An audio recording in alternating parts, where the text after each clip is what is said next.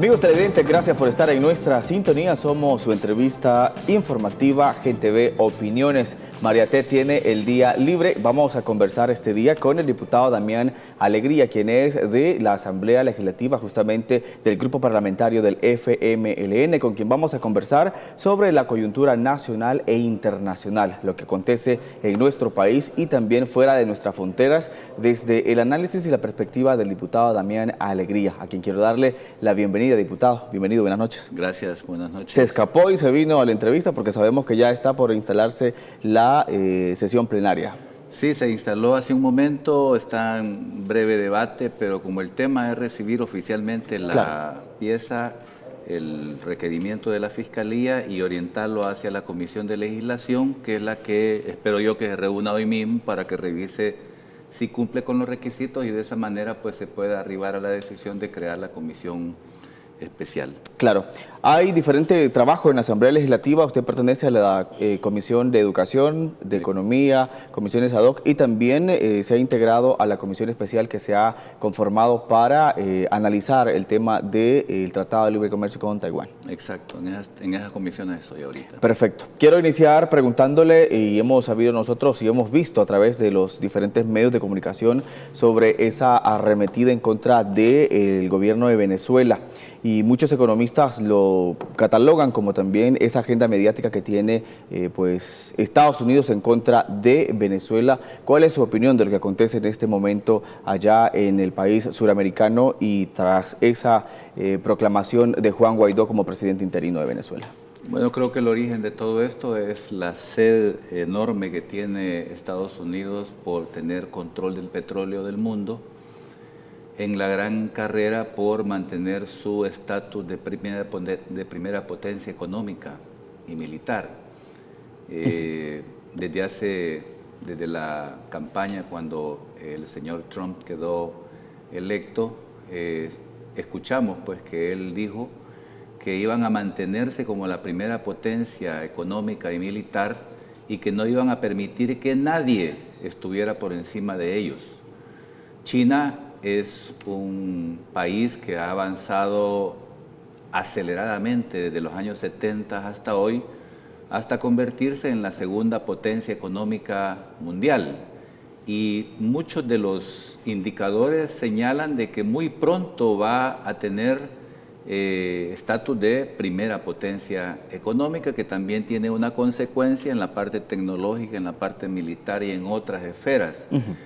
Eso es un tema que yo entiendo hace que en Estados Unidos, en Washington, haya mucha presión para que los recursos que mueven las maquinarias y todo el comercio internacional, como es el petróleo, esté bajo control de Estados Unidos. Y China pues ha tenido una conducta bastante, digamos, de buena relación con muchos países del mundo y buscando ventajas para ambos, de tal manera que se ha ganado la voluntad de muchos países del mundo productores de petróleo. Claro. Entonces, la única forma que tienen los Estados Unidos de apoderarse de la primera reserva mundial de petróleo, que está ubicada y certificada, que está en Venezuela, es por la vía militar. Entonces, todo lo que ha acontecido la semana, esos días anteriores y especialmente el sábado, es un intento por tener una justificación para meterse con fuerzas militares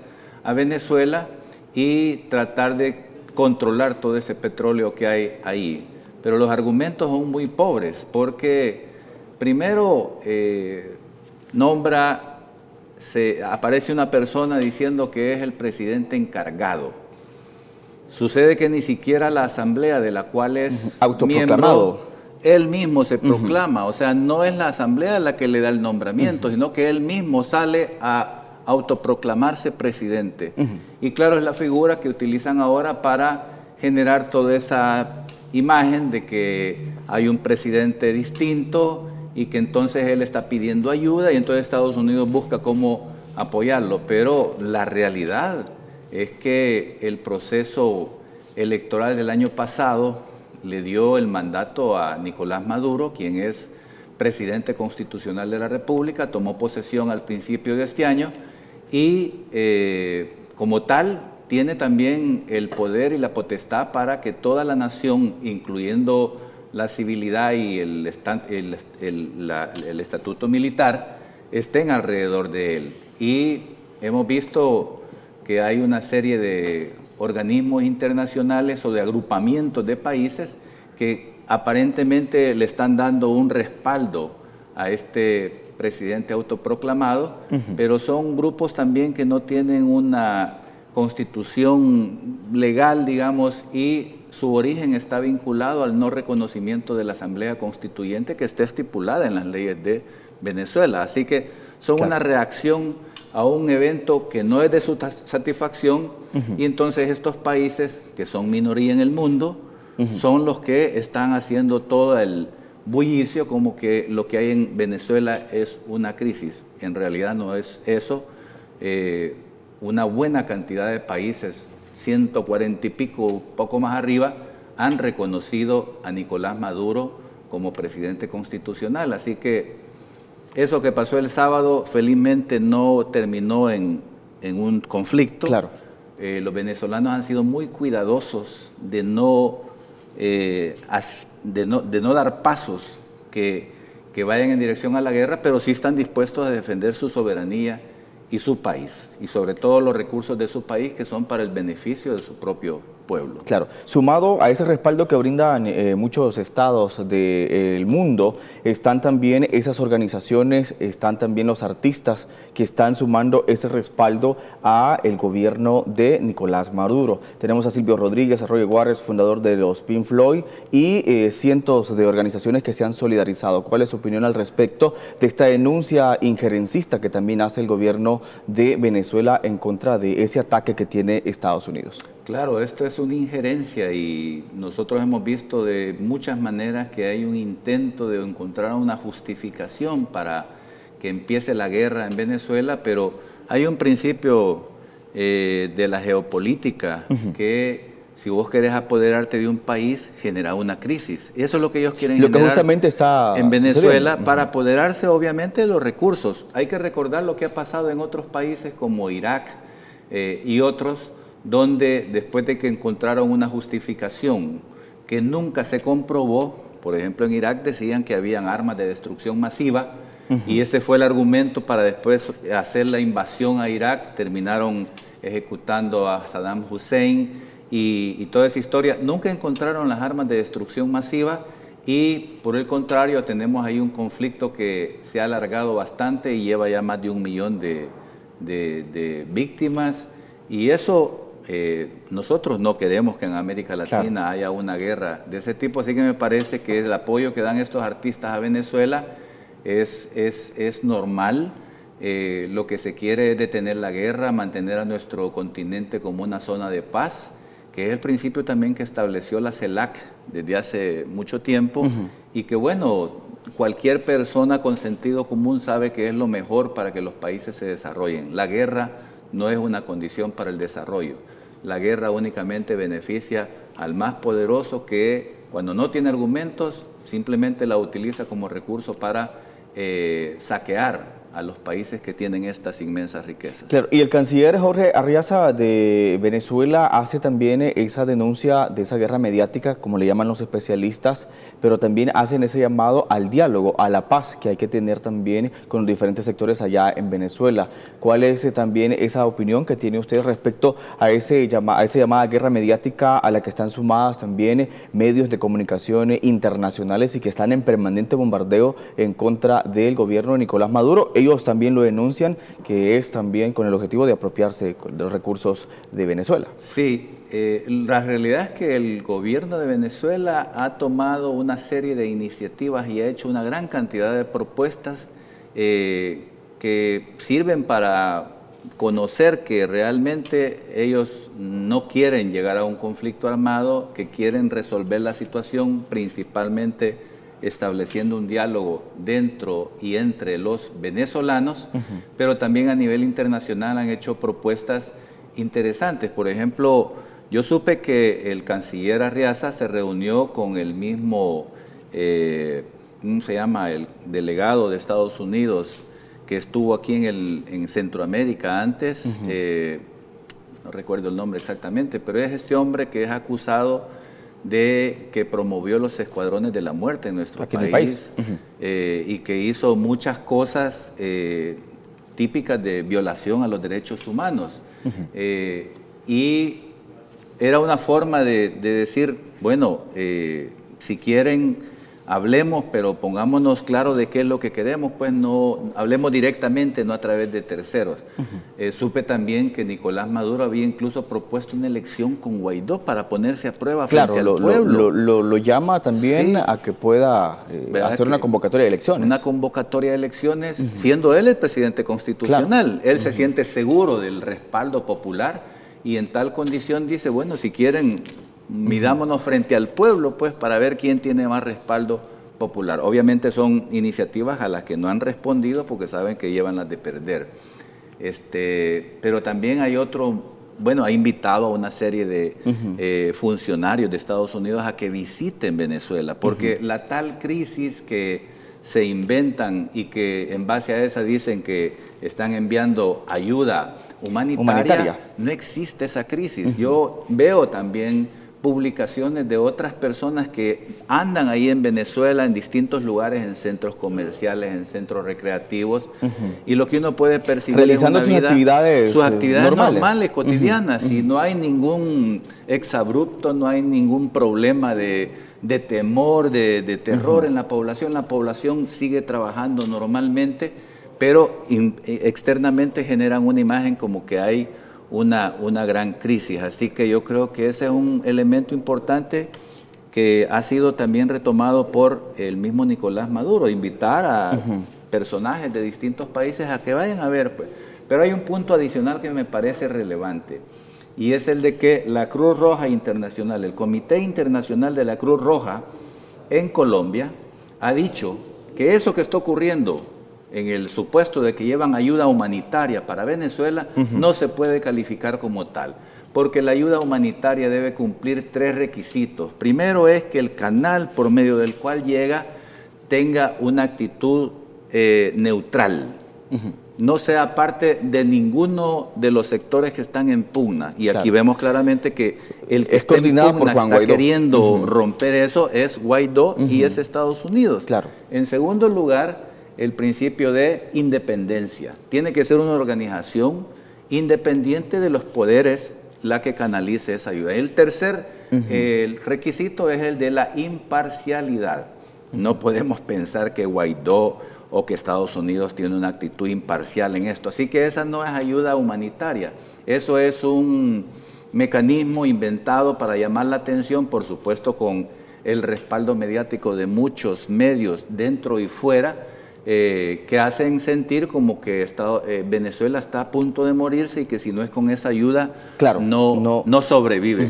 Pero la realidad es que muchas veces, y nosotros hablamos con gente que viene de Venezuela también o que pasan por ahí de repente y nos comentan que ahí no hay crisis, ni hay hambruna, ni nada de eso. Habrán dificultades, pero no al como nivel, lo hay en el resto de países del mundo. Como lo hay en muchos otros países, pero la tal crisis humanitaria de que la gente está a punto de morirse no es cierta. Y muchos de los artistas que llegaron al festival también, que organizó Colombia con el apoyo de Estados Unidos, son artistas que en sus propios países tienen crisis de migración o tienen otros problemas, pero eso no les preocupa. Alto grado de pobreza. Sí, pobreza y muchos otros problemas, pero curiosamente esos problemas no les preocupan, les preocupa más lo que pasa en Venezuela. Pero todo esto siguiendo un guión definido. Estamos acostumbrados que hay guiones de ese tipo que tienen una intencionalidad geopolítica de apropiarse de los recursos que les pertenecen a los pueblos. La pregunta es, diputado Damián, ¿por qué esta agresión injerencista contra la República Bolivariana de Venezuela? ¿Qué causas económicas tiene esta agresión? Y nosotros vemos, y usted lo ha dicho, ¿por qué también no sucede esto y se declara también en emergencia a otros países como Haití, en donde hay un silencio total y no pasa nada? Así, Haití y en varios países de África hay crisis terribles y no mueven de esta misma forma los medios, ¿verdad? Porque ¿cuál es la razón? La razón la han dicho un montón de veces Nicolás Maduro y los representantes del gobierno bolivariano. Venezuela ahora es la reserva certificada más grande de petróleo en el mundo, mucho mayor que la de Arabia Saudita, Claro. mucho mayor. Pero además en Venezuela se encuentra la segunda reserva mundial de gas, que es un combustible importante también, sobre todo en nuestros tiempos. También tienen enormes reservas de coltán, el oro azul le llaman, que es un mineral valiosísimo para todo lo que tiene que ver con la tecnología y el desarrollo de todas estas aparatos que modernamente se difunden y se usan en el mundo, además del oro, que tienen una enorme, no sé si es la primera o la segunda reserva mundial también de oro. Claro. El oro y el coltán tienen un rol importantísimo en todos estos aparatitos que son ahora el mecanismo fundamental para comunicación en todo el mundo. Y también es una industria multimillonaria. Claro. Entonces, ese es el interés económico también que ese es el interés existe. económico, apoderarse de esas riquezas. Porque si nos vamos a la historia también, si decían que la democracia y que decían que les interesaba el bienestar del pueblo de Irak, veamos lo que pasa en Irak ahora. Irak ahora tiene una situación terrible en términos de desastre humanitario, bueno, más de 1 millón de muertos, no sé si a estas alturas ya sobrepasó los 2 millones, pero son cosas que todos los días nos asombran y nos golpean, porque es un país que merece la paz, merece estar tranquilo, pero esa intervención que supuestamente era para mejorar su calidad de vida y su bienestar no ha ocurrido. No quisiéramos que ocurriera eso ni en Venezuela ni en otro de los países de nuestra América Latina. Como lo que está sucediendo. Y justamente también, diputado, quiero preguntarle sobre esa guerra mediática, ese guión que siguen también las cadenas internacionales y ya está siendo denunciada también por el canciller Arriaza allá en Venezuela, que justamente se le da una cobertura total y plantean ante el mundo que en Venezuela usted no puede realizar esas actividades muy normales como lo que estamos nosotros haciendo y que hay un caos total. Sí, o sea, se inventan un guión que esa lo desinformación imponen después mediante el martilleo constante, abrumadora cantidad de noticias, todas iguales, recortadas al estilo de las fake news, de las noticias falsas, que ahora abundan de manera grande en los medios de comunicación y en las mismas redes sociales. Y el fenómeno actual es que mucha gente le cree más al celular que tiene en sus manos que a las noticias que pasan otros medios. Entonces, muchas veces las personas ni siquiera se ponen a pensar, ¿esto será cierto o es falso? ¿Con qué interés me está llegando esta información a mí? ¿Cómo puedo asegurar que esto es cierto o es falso? Hay muchas personas que no se hacen esas preguntas y simplemente creen lo que miran en sus aparatos de comunicación. Entonces, esto es lo que de manera abrumadora también le cae a la audiencia de muchos países y de ahí es que sale que muchos ahora creen como una verdad absoluta que Venezuela está en una tremenda crisis, que Nicolás Maduro es un dictador y que lo que merece Venezuela es una invasión de Estados Unidos. Creemos nosotros que esto es un tema también que debería de alertarnos, no solamente a la sociedad civil, sino también a la juventud, para que sea más precavida, para darse cuenta de lo que pasa en el mundo, que no hay que creer todo lo que nos llega a los celulares, hay que tener un criterio básico o mínimo de confrontación con la realidad y hay que preguntarse a quién beneficia esta noticia, porque ahí podemos encontrar razones para saber si creer o no en algo que no llega al aparato. Habría que hacer también, diputado, ese análisis de la región, incluyendo a nuestro país, El Salvador, sobre ese apoyo que ha brindado la República Bolivariana de Venezuela con programas muy importantes que recuperan la salud de nuestra población. Uno de ellos, y es un programa Enigma en la región centroamericana, y es Misión Milagro, que le ha devuelto la vista a cientos de miles de personas en la región centroamericana y también acá en el país. Sí, ese es de esos grandes sueños que muchos personajes filántropos de la historia a lo largo de la vida de la humanidad han tenido. Han habido muchos filántropos que han soñado con un mundo saludable, un mundo donde haya paz, donde haya una sociedad desarrollada, una juventud feliz. Y de esa misma manera, Fidel Castro junto a Hugo Chávez tuvieron en algún momento la idea de lanzar un programa que le ayudara a la gran mayoría de los países donde hay poblaciones pobres que a veces financiarse una pequeña operación para resolver un problema de la vista no está a su alcance. Entonces lanzaron esta Operación Milagro, como se llama, y entiendo yo que llevan ya más de 10 millones o 15 millones de personas beneficiadas en todo el continente. Y en nuestro país ya hay más de 10.000 personas que se han operado de este problema. Inicialmente iban a Cuba, posteriormente iban a Venezuela, pero en los últimos años se ha implantado en nuestro país, en el Hospital Santa Gertrudis y posteriormente en el Hospital San Rafael, unidades a las cuales cualquier ciudadano puede llegar, no importa su pensamiento, simplemente si necesita la operación puede ir a ese lugar a que le operen el ojo por estas enfermedades que llaman las cataratas o también el pterigión. Entonces, estas son operaciones que normalmente, dependiendo del lugar donde vayas, te pueden costar 500,000 o 2,000 dólares. Claro. Pero en ese lugar costos es que son difíciles, gratis. Costos que son difíciles de sufragar por la población. Claro, para muchas personas que no tienen el dinero, los ingresos, esto se vuelve difícil. Entonces, una acción filantrópica admirable, humanitaria, es ayudarle a la gente que recupere la vista. Yo conozco testimonios de gente que llora incluso cuando vuelve a ver porque tenían tiempo de que ese problema no los dejaba ver a su familia, a sus hijos, a sus seres queridos, y cuando ya se hacen esa operación vuelven a ver. Es como volver a vivir, es como volver a nacer. Eso es lo que expresan ellos.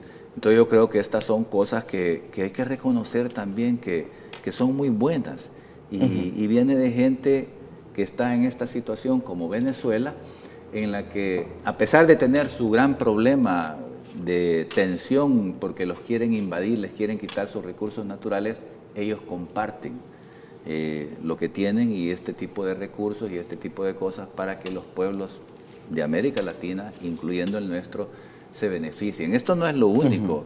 Nosotros conocemos cómo en aquel momento, cuando fue el terremoto del 2001, el mismo Hugo Chávez vino al país para hacer esta colonia que la hizo en este pueblo. ¿Zaragoza? Tiene otro nombre, no me recuerdo ahorita exactamente, pero... Está entre Zaragoza y Comasagua, por ahí. Sí, Comasagua, en Comasagua. Hizo esta colonia que se llamó Colonia Hugo Chávez, claro. y la gente lo recuerda con mucho cariño.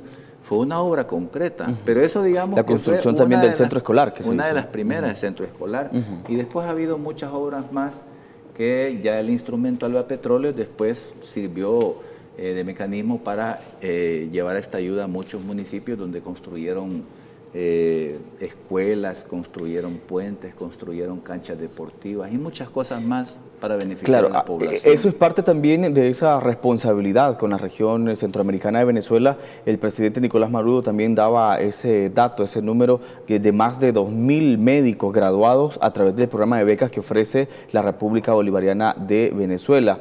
Y también acá en el país, bueno, la Red Salvadoreña de Pueblos en Lucha ha brindado ese respaldo a el presidente Maduro, y también movimientos sociales del país están respaldando que se respete la democracia y la autodeterminación allá en Venezuela. ¿Cuál es la importancia, diputado Damián, de ese apoyo, de esa lucha, de esa solidaridad entre los pueblos para defender, como nosotros decimos, a la patria, para defender los derechos y la defensa de la democracia que tanto le ha costado a América Latina como a nuestro país? Claro, es que este es un principio de hermandad que tiene muchos años de existir, pues es una cosa que si vemos la historia desde hace cientos o miles de años, los pueblos tienden a ayudarse. Es un sentido común que tiene la gente de cuando mira a otro pueblo que está sufriendo, quiere ayudarle de alguna manera. Después esto se expresa en casos, por ejemplo, cuando hay desastres naturales. Todos los países buscan la manera de ayudarle a ese país que ha caído en esa desgracia, en ese desastre, para ver cómo sale adelante. De la misma manera, más recientemente, en el siglo pasado y en el actual, esa acción de solidaridad entre los pueblos se practica como un principio de humanismo también, de ayudarle a los pueblos Y una de las cosas que hizo Hugo Chávez, tratando de compartir la riqueza del petróleo. Claro, ahí vemos, con los demás países. Vemos esas imágenes de cómo también los movimientos sociales en el país se suman a ese llamado de respetar la democracia, la autodeterminación y también esa solidaridad que tienen los pueblos centroamericanos. Sí, porque hay muchos casos en la historia también de cómo el poderoso se impone con la fuerza, con las armas contra los pueblos que a veces lo único que quieren es vivir en paz, vivir tranquilos, vivir independientes, soberanos.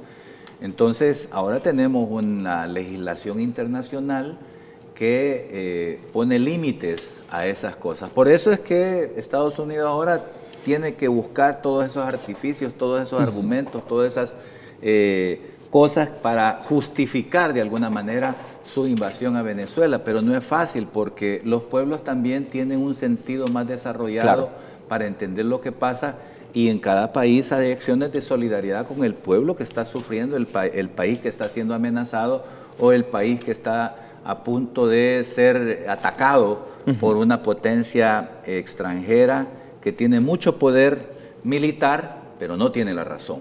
Entonces aquí de lo que se trata es que la solidaridad apoye la justicia y apoye la paz en todos los pueblos del mundo, especialmente como en el caso de Venezuela. Claro. Y en esa línea veíamos nosotros también el comunicado que emite Cancillería, el canciller de la República salvadoreño, haciendo ese llamado y rechazando la fuerza en contra de las injerencias de la República Bolivariana de Venezuela. ¿Cómo ven ustedes esta postura del gobierno de El Salvador, de nuestro país, sumándose al llamado que han hecho cientos de países de que hay que agotar el diálogo, hay que pues retomar esa, como decimos, herramienta fundamental para que la paz predomine y para que también en Venezuela no se vean afectados los venezolanos que quieren también vivir en paz y vivir en democracia? Es que el principio de la no injerencia es permitirle o respetar el derecho que tienen los pueblos internamente de debatir y resolver sus propios problemas sin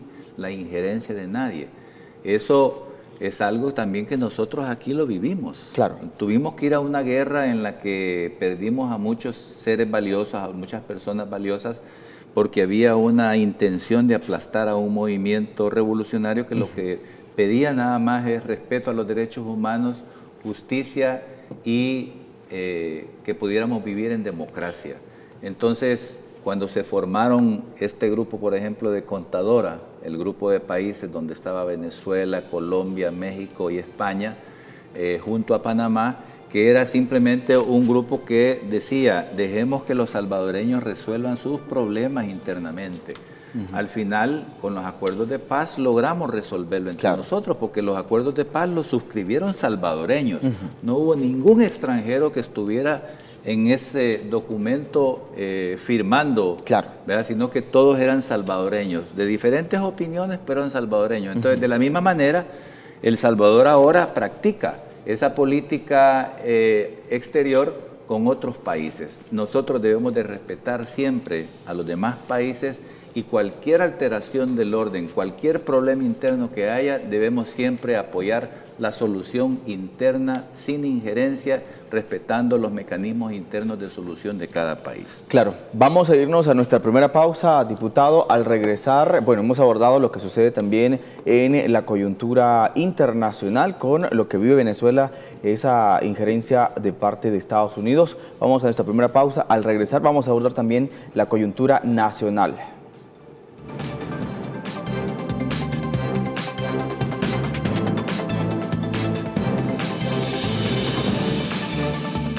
Hemos vuelto, gracias por continuar en nuestra sintonía. Somos su entrevista Gente Ve Opiniones y estamos conversando con el diputado Damián Alegría del grupo parlamentario del Frente Farabundo Martí para la Liberación Nacional. Vamos a abordar la coyuntura nacional en este momento y quiero iniciar preguntándole, diputado, bueno, en la sesión plenaria extraordinaria número 36, el presidente de la Asamblea Legislativa, Norman Quijano, crea la comisión de antejuicio que verá el caso del magistrado Eduardo Jaime Escalante, quien está siendo acusado por delitos de agresión sexual. ¿Cómo se desarrolló esta creación de esta comisión antejuicio y cuál es la postura del FMLN ante este caso de agresión sexual?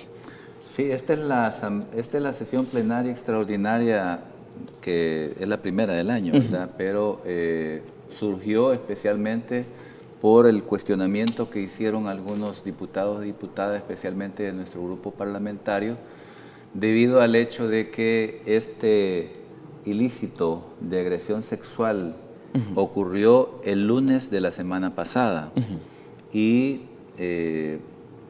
se recibió en la Asamblea a este magistrado, como lo dicta la ley, pero el presidente de la Asamblea lo envió a su casa. Le ha puesto observación, pero lo envió a su casa. Pero sucede que llegó el jueves, 3 días después, y en la plenaria del jueves pasado, el FMLN propuso una pieza para que se formara la comisión que va a revisar este caso para ver si se cumplen los requisitos. Y se pudo haber aprobado, pero curiosamente solo el FMLN lo votó a favor. Ninguno de los otros partidos que hablan de derechos humanos, de respeto a la niñez y de que, de que hay que defender la ley y todo eso, no dijeron nada. Entonces, se recibió también el requerimiento de la Fiscalía General de la República el viernes en la tarde. El viernes en la tarde, el presidente tiene la facultad para que una vez recibido el requerimiento de la Fiscalía pueda ordenar la plenaria correspondiente para recibir oficialmente el requerimiento, porque hay que decir nuevamente que la correspondencia, si bien se entrega en la ventanilla, pero los diputados y diputadas la reciben oficialmente en sesión plenaria. Entonces, para seguir el mecanismo, el presidente pudo haber llamado a sesión plenaria extraordinaria el día sábado, simplemente para decir, la recibimos oficialmente y se la enviamos a la Comisión de Legislación para que examine si cumple los requisitos. Pero no lo hizo. Llegó el lunes y no se supo nada. Entonces, frente a eso fue que nuestro grupo parlamentario esta mañana se expresó con preocupación por ver como la frialdad del tema. Entonces, se le enviaron notas también al presidente de la Asamblea y nos alegra mucho pues que haya reaccionado llamando a la plenaria extraordinaria que comenzó hace un rato a las 6 de la tarde y que ahí se recibe el requerimiento de manera oficial y se le mande a la Comisión de Legislación y Puntos Constitucionales. La idea es que ahora mismo pues se haga el proceso, que se revise si cumple los requisitos y si cumple los requisitos ahí mismo la comisión informa al Pleno y el Pleno puede proceder a crear la comisión especial que va a examinar este caso, de tal manera que se exprese que hay preocupación real por este caso y que sobre todo se mande un mensaje a la sociedad de que agresiones de este tipo no pueden ser vistas con frialdad y que merecen que las trabajemos rápidamente para que no haya espacio para que los victimarios, los agresores sexuales, pero en general los que violan la ley, se sientan como con cierto grado, no voy a decir de impunidad, pero sí de libertad para seguir como que no ha pasado nada. Y es importante que la Asamblea sobre todo dé este mensaje a la población. Es por esa razón que por esa presión se hace la sesión de la plenaria este día y esperamos, yo me vine cuando estaba discutiéndose el procedimiento, pero ya se había iniciado la plenaria. Entonces simplemente se le iba a pedir a la Comisión de Legislación que se reuniera ahí mismo. Yo supongo que se iba a dar después un receso para que en poco tiempo la comisión revise si se cumplen los requisitos y vuelva para informar y seguir el proceso y que la comisión especial se conforme este mismo día. Esa es la expectativa que nosotros teníamos de esta sesión Claro. plenaria. Entendemos que ya ha finalizado, diputado, la sesión plenaria, esta convocatoria, y que se ha decidido enviar a la Comisión de Antejuicio la evaluación de este tema a la Comisión de Legislación y Puntos Constitucionales. Bueno, entonces esperemos que siga el proceso. Siempre hay que pedir que sea un proceso más rápido, más y ojalá que la Comisión de Legislación se reunió este día. Este día, si se hubiera hecho la sesión plenaria el sábado o el domingo, la comisión hubiera recibido esto y hubiera podido dar respuesta. Claro. Y yo esperaría entonces que la Comisión de Legislación pueda hacer una reunión extraordinaria el día de mañana para rápidamente hacerlo y seguir el proceso. Pero lo que necesitamos es dar una señal clara de que no estamos por la impunidad. Claro. Quiero preguntarle en otro tema legislativo, diputado, ¿qué es lo que presenta el diputado Parker del PDC en la comisión ad hoc? Entendemos es una iniciativa que consiste en la ley de amnistía, promover la ley de amnistía. ¿Cuál es la postura que tiene el FMLN ante esta propuesta?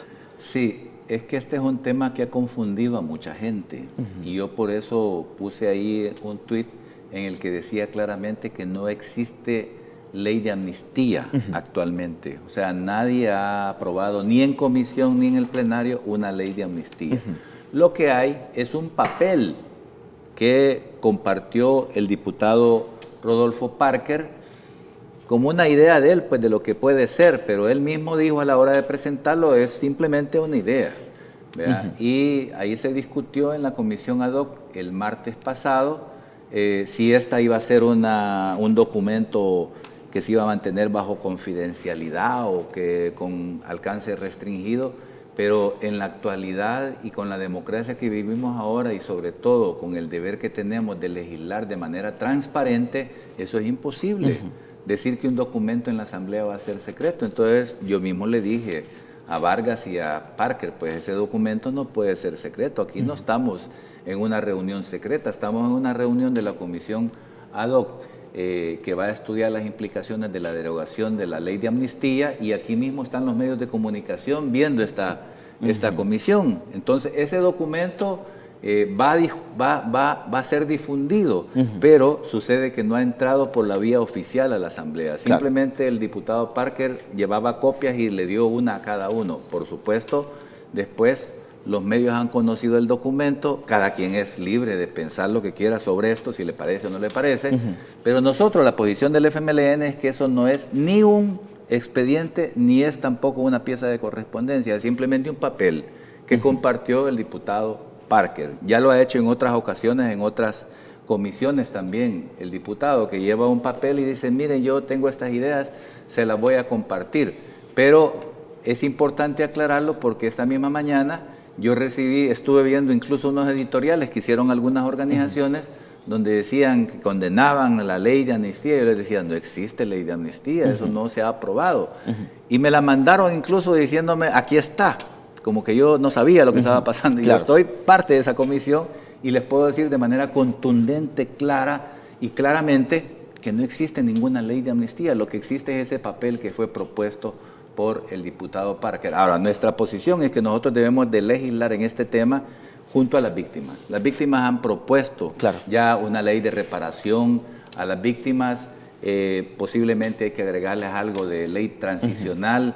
Y ver otros temas, pero ya hay material para ¿Sería ese, hacerlo. diputado, la propuesta que estaría dispuesto a respaldar el FMLN? Claro, nosotros vamos a legislar en base a lo que las mismas víctimas han propuesto y por eso yo lo he dicho públicamente, pues esa es la base con la que nosotros vamos a hacer una propuesta, que esta vez iba a ser una propuesta oficial, metida por la ventanilla, y por los canales adecuados. Con los canales oficiales correspondientes, para que se convierta en una pieza de correspondencia, en un material de discusión, en un expediente en la comisión ad hoc que estudia las consecuencias de la derogación de la amnistía.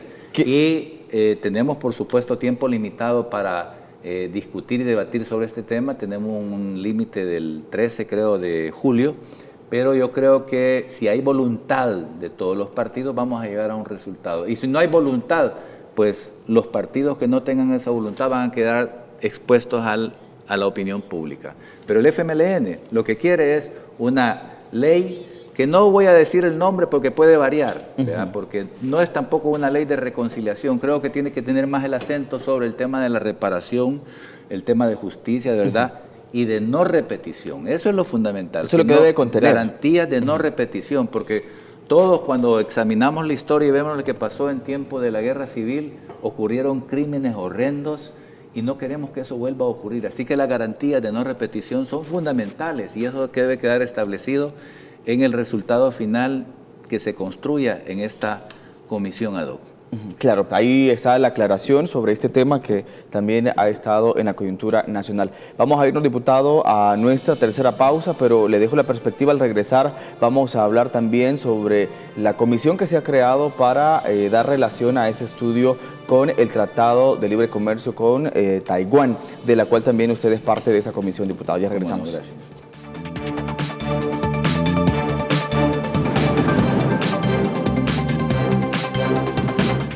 Gracias por continuar con nosotros. Si usted cena a esta hora de la noche, deseamos que pues lo haga de la mejor manera. Estamos conversando con el diputado Damián Alegría, quien es parte del grupo parlamentario del FMLN.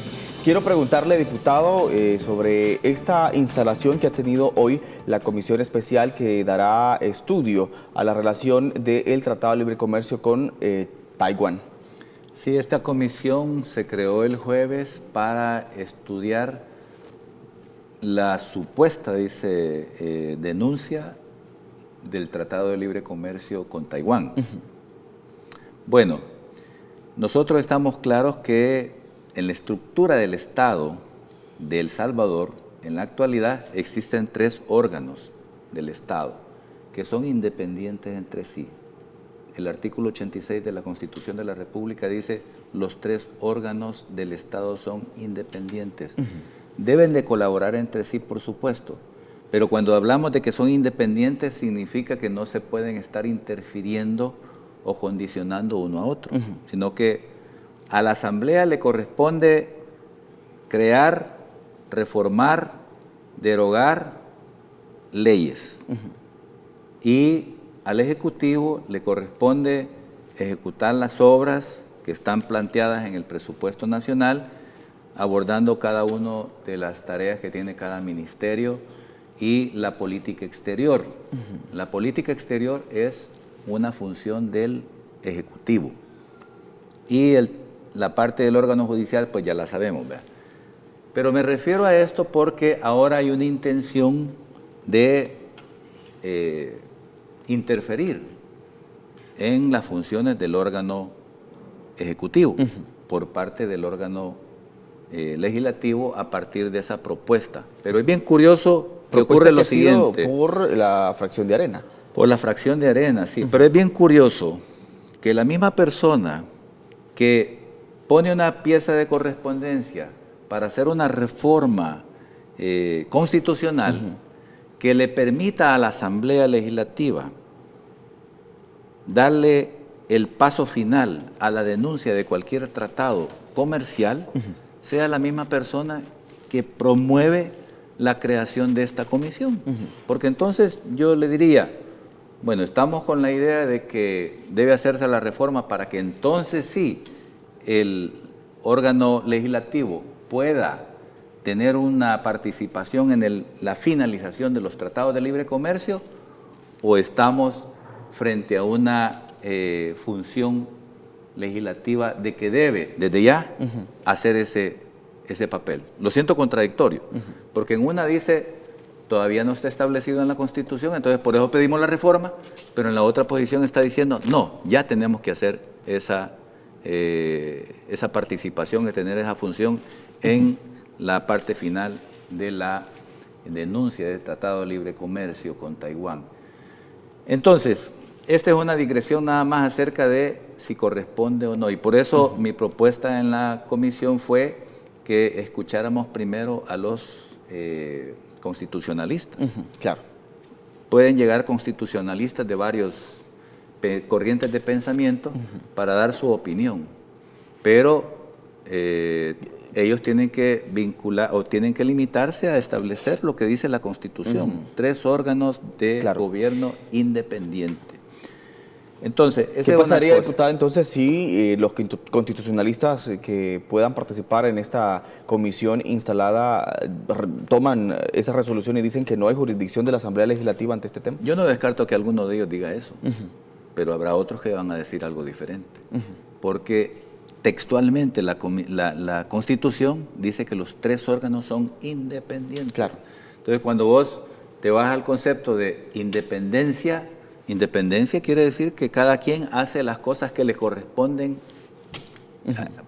como tales, pero que no puede haber otro órgano que le esté metiendo zancadilla, por decirlo así.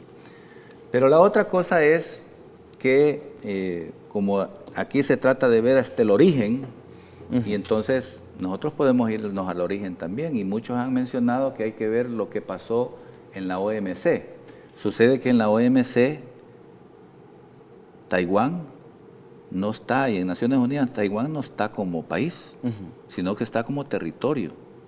Entonces yo me hago la pregunta, ¿y El Salvador podrá ser tratado de libre comercio con un territorio nada más y no con un país? Porque entonces podríamos decir, bueno, hagamos un tratado de libre comercio con la región de Andalucía, de España, claro, solo con ellos. Yo creo que eso no procede. O lo haces con el país o no lo haces con nadie. Claro. Entonces hay una cosa que hay que delimitar bien. Y finalmente, el punto que empuja toda esta preocupación no es tanto la parte de que si es constitucional o si cuál es el procedimiento legal o cuál es la jurisprudencia. Hay algún sesgo ideológico, pero lo que han argumentado la mayoría es que les preocupa la situación de los productores, que tenían ya lista su producción de caña, de artesanías, de noni y de otro montón de cosas para vendérselas a Taiwán. ¿Cuál es la alternativa entonces? Entonces la alternativa, ya el mismo diputado Manuel Flores anunció de que desde la semana pasada se había creado una comisión tripartita, el gobierno había propuesto eso para que el gobierno de El Salvador, el gobierno de China y los empresarios, los productores encontraran la forma de resolver el problema. Y China dijo, les compramos todos los productos. Así que si era por no quedarse con la producción en el aire, sino que tener siempre un comprador, China está dispuesta a comprarla. ¿Cuál ha sido la posición ahora de los empresarios ante esta? Bueno, el tema de examinar el fondo constitucional, a varios les sonó lógico, dijeron sí, realmente hay que estudiar. Varios de los integrantes de la comisión. De los integrantes de la comisión. Dijeron sí, hay que estudiarlo porque si al final lo que estamos haciendo no corresponde, pues aquí mismo cerramos. Claro. ¿Verdad? Y damos el informe nada más de que no procedía. Entonces, sí, eso, estamos por la idea de que vamos a recibir a algunos de los constituyentes para que opinen. Ahí obviamente habrá diversas opiniones, pero siempre la referencia va a ser lo que dice textualmente la Constitución. Ahora, en el otro tema de que ya los productos pueden ser comprados por China continental, con China popular, pues ahí ya está resuelto el problema. Nadie se va a quedar con una producción y la va a perder. Claro. China se las puede comprar. Pero surgió otro elemento, que algunos empresarios decían, nosotros no le queremos vender a China. Entonces es una cosa curiosa porque, pues sí, si yo, por ejemplo, tengo una empresa que hago capiruchos, para hacerlo de manera divertida. Claro. Y cuando alguien me quiere comprar un capirucho, yo no le voy a preguntar, ¿y vos de qué partido sos? ¿O de qué tendencia sos? Simplemente me quiere comprar un capirucho, se lo vendo. No me voy a estar fijando cuál es su pensamiento, porque entonces no es comercio libre, pues, sino que yo quiero vender mi producción a quien me la quiera comprar. Si China ya dijo que está dispuesta a comprarlo, ahí está resuelto el problema. Claro. Pero yo creo que de este tema se quiere hacer mucho ruido, pero no tiene mucho fundamento darle más volumen a algo que realmente no lo tiene. Sin duda alguna vamos a estar expectantes a lo que se desarrolla ya en la comisión especial creada y también sobre lo que digan los constitucionalistas ante esta... Claro que sí, es un tema que vamos a seguir viendo y yo esperaría que esta comisión concluya su mandato encontrando que lo que fundamentalmente la mueve, que es que los productores no se queden con su producción en el aire o perdida, que ya está resuelto, termine concluyendo con eso. Claro, para ir concluyendo, quiero preguntarle, diputado, sobre esas 2.326 juntas de agua que se han visto beneficiadas con la exoneración del pago de deuda a ANDA, que contó con los votos del partido FMLN. Sí, esta fue una propuesta nuestra, porque a nosotros nos preocupa que las juntas de agua tenían una deuda que ya venía desde hace años, pero el fondo de esto es que cuando son juntas de agua que buscan resolver el problema del aprovisionamiento del agua para las comunidades, pero que no tienen ningún fin de lucro, merecen que sean consideradas por tal por ANDA y que no se les cargue pues económicamente, sino que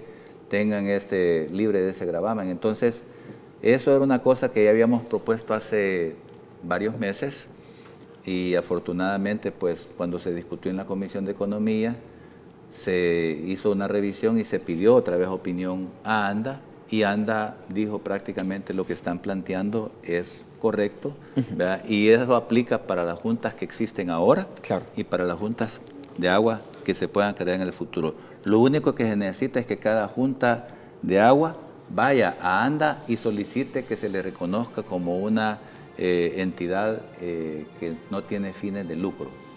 Cumplido eso, pueden seguir con este proceso. Claro, queremos agradecerle y también deben de estar muy sumadas las juntas de agua, las diferentes organizaciones en el territorio sobre el derecho humano al agua, que también está muy eso es lo que está en el fondo, que nosotros queremos que se garantice por todos los medios que el derecho al agua sea efectivo para toda la población y las juntas de agua juegan en esto un rol importantísimo, así que si vamos a pensar que las juntas de agua no van a cobrar o van a nada más recibir lo que corresponde a los gastos, pero que no están cobrando, no están viendo el agua como mercancía, entonces tiene lógica que no se les cargue para que ellos tampoco le agreguen más costos a la población. Por supuesto. Queremos agradecerle, diputada, por habernos actualizado de lo que acontece en la coyuntura internacional y también lo que acontece en nuestro país. Diputado Damián Alegría, del grupo parlamentario del FMLN, integrante de diversas comisiones allá en la Asamblea Legislativa. Muchas gracias también. Queremos desearle a usted también buenas noches. Ya está listo también acá en estudios nuestro compañero Daniel, quien le va a llevar lo más actualizado de las informaciones a través de GenTV Noticias. Terminamos nosotros. Gracias por habernos acompañado. Regresamos el día de mañana. Buenas noches.